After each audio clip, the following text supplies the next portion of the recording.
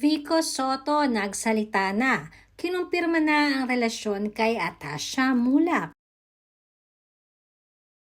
Patuloy ang pagpapakilig ng balita ngayon sa social media patungkol kay Atasha Mulak at kay Vico Soto. Madami kasi ang sadya ng mga curious malaman ang totoong estado ng relasyon nila Atasha at Vico.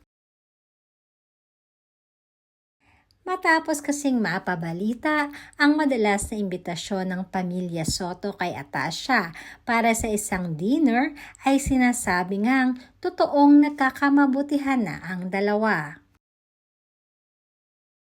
Bagamat ay abala ang isa't isa sa kani-kanilang mga trabaho, lalo na di umano si Vico, na naglalaan talaga ng oras para magawan niya ng paraan na madalaw si Atasha sa estudyo ng Itbulaga.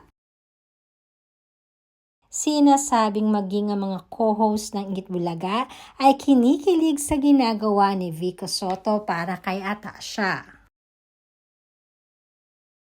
Hindi rin maitago ni Bossing Vic ang kanyang pagka-excite bilang ama kay Vico dahil first time di umano ni Vico na magpapakilala ng babae sa kanila.